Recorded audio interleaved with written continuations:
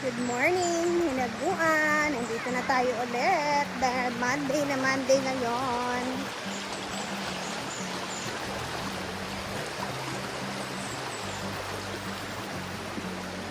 So, good morning sa ating lahat. Ayan, meron ako ditong bit-bit na oatmeal for Gwen. Kasi mag-oatmeal na daw siya. Alam niyo naman yung nangyari sa kanya na high blood siya and nagpa-check up na din siya. So, eto, mag-oatmeal na daw siya. Oh, I miss hinaguan. Wala ko dito kahapon. Oo! Ayan. Nagpapausok na. Hi lang.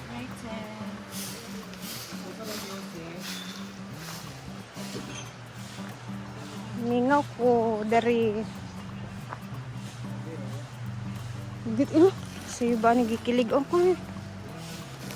Ay, Ang ako cute anong Ang cute tinatron. daw ng baby boy. Sabi nga. Ang cute daw ng baby boy. America. Ako naghaligya sa Carlo. Okay, Rachel? Bawal ka baka magdulag si Boy.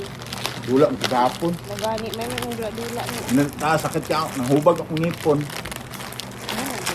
Dahil ko now. 7 times more fiber. Ito lang, walang malaki kasi. Pumunta na ako sa 7-Eleven. Ano natin pakete? Saan na, ma'am? Pour into bowl. Add approximately 3/4 cup of hot water.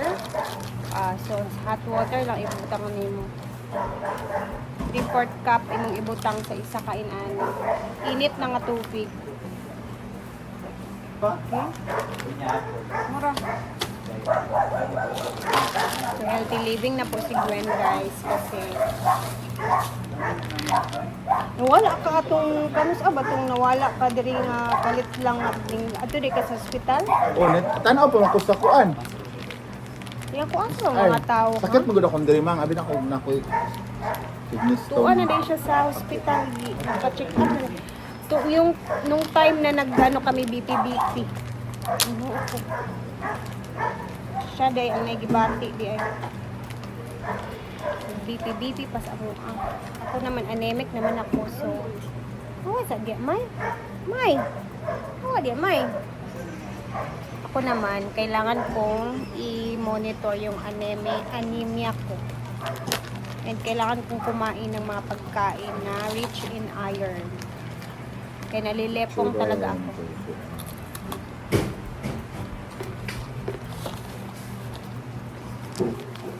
Tinatron. Wala ba ko kimo ani? Mata. Kuan naman nino ka ng sa lumpia, no? Gusto na mo sa una. Wala pa sa kahimuan eh. Mata. Wala man kay ko. Mata. Karon na. Ikaw. Ulit unta ko daan ng ingredients. Manira man og asukal.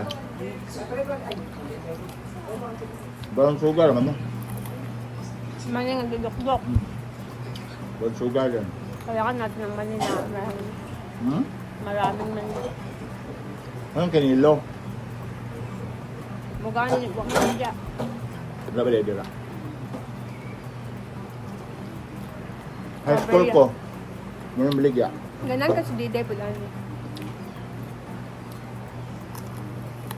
So, dahil wala tayo dito kahapon, na-miss ko yung kaganapan dito sa farm. Na-busy nga pala sila dito kahapon kasi nga, giniba na nila yung stage sa function hall. So, gusto ko makita. Hi, Yas! Ano na kaya yung itsura no? Dito kasi sa probinsya namin, guys, halos ang dami talagang naglalaro ng pickleball sa totoo lang. And halos lahat din ng resort dito may pickleball court na din. So, ano siya? Syempre, negosyo. Ganun naman talaga pag negosyo. Kung ano yung trend, dun tayo. Kasi dun yung may pera. Diba? So, let's see. Ay, naglilinis sila ng pool dahil Monday. Hindi na sila ata magde-drain.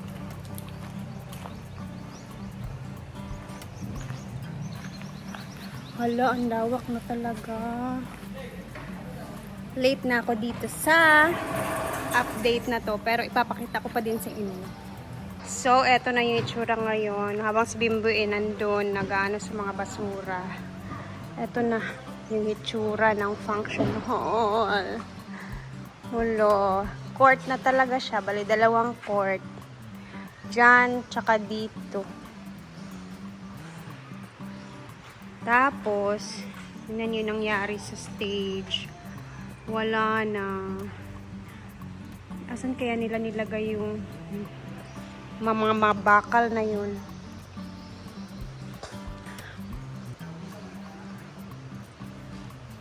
Dito din sa likod na inilagay yung mga backdrop frame. Wala ay. So, ang mangyayari, removable na talaga yung stage. So, okay naman. Pwedeng-pwede naman din idea ni Madam. Ito na yung hagdanan na pinatanggal niya since usong-uso talaga ngayon ang pickleball. Ayan, at least kung meron mang rirenta ng court, pwede sila dito kasi very in na in talaga siya ngayon dito sa probinsya namin yung pickleball na yan, laro na yan.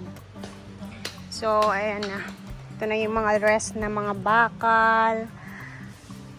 Ayan yung mga backdrop. Tingnan natin sa likod. Nasira na pala to.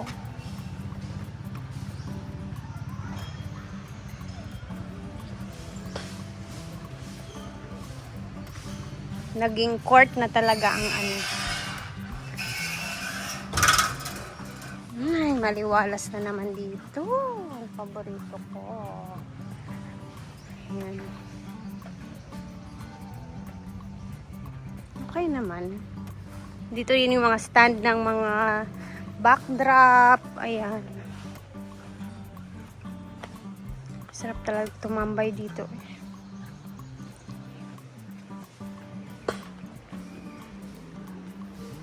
Ayan, ito na yung itsura ng function hall. Mas lumawak siya na wala yung stage dyan, guys. Tsaka, ang maganda dito, guys, kasi yung stage ni Madam pwede na siyang ipwesto kung saan niya pwede ipwesto. Pwede niya ipwesto dito banda kasi removable na siya. Pwede doon, di ba? And good thing kasi alam niyo naman na pag negosyo, kung saan talaga ang bago, kung ano talaga yung bago, doon naman talaga tayo kasi doon may pera, no? Tama naman din. Para sa akin lang, ha? Cleaning the pool.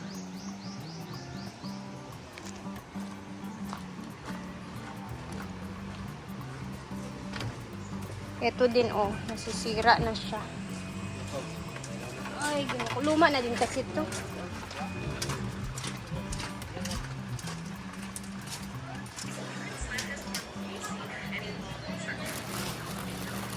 Ayan, may chicharon pa.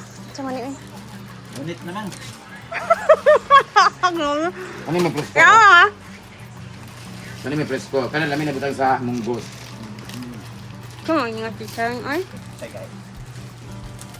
Yung chicharon na nakuha ko. Umumunggo ba? Ano itong papay? Para to sa munggo. Punit na lang lagi sa siya. Bubble gum na sa'yo. Okay. Nag-crack na nga yung ngipin. Pwede ako mag-ano. Di mo na mapipil yung mantika niya. Wala na. So, dito naman sa kusiyay, sa labahan area, naglalabas sila Madam dito. May mga sinampay na din sila. Ayan, ang aga. Ang kagandahan kasi dito sa farm, guys, mainit na siya. Madaling na natutuyo yung mga nilalabhan nila Madam dito. And pag mainit yung araw, yung mga kahit sobrang daming labahin nila, matutuyo agad-agad. Ganun. So, anyway, ayan. Nais ko ka nga palang mag-condolence kay Argel. Kasi si Argel, guys, is yung pamangkin niya, wala na. 11 years old. Parang may ano daw sa dibdib, bukol. Tapos na pina-hospital na nila. Tapos ayun, hindi talaga kinaya, kaya wala na, napakabata pa. Kaisa-isang apo ng mama ni Argel. So nakakalungkot. And dito naman sa amin kasi parang ang dami na yung kinuha si Lord.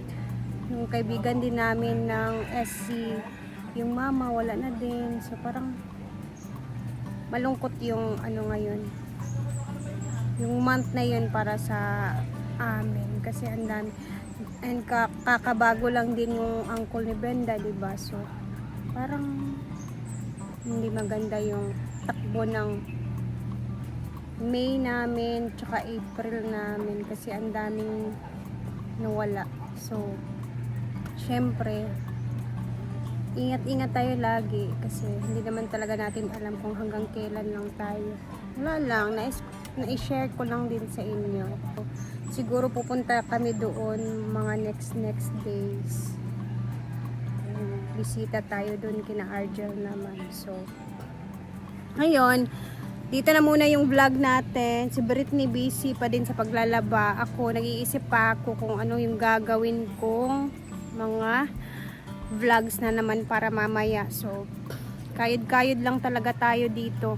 Yun lang yung magagawa natin sa ngayon. Anyway, thank you guys for always watching. Sa lahat naman nanood kahapon sa mga videos ko na in-upload dun sa bahay natin na pinapagawa. And ngayong araw naman is nasa ano naman si Mark, sisipal ko naman siya para sa meter na natin, meter base na natin dun sa bahay na pinapagawa para hindi na tayo makikonnect sa kapitbahay. And nice ko mag-thank you sa kapitbahay namin doon na sobrang bait kasi na nakaka-connect din kami. Siyempre nagbabayad din kami guys, hindi naman pwede libre yung kuryente. So see you sa ating next vlog mamaya and abang-abangan ko anong uulamin namin mamaya dito sa farm.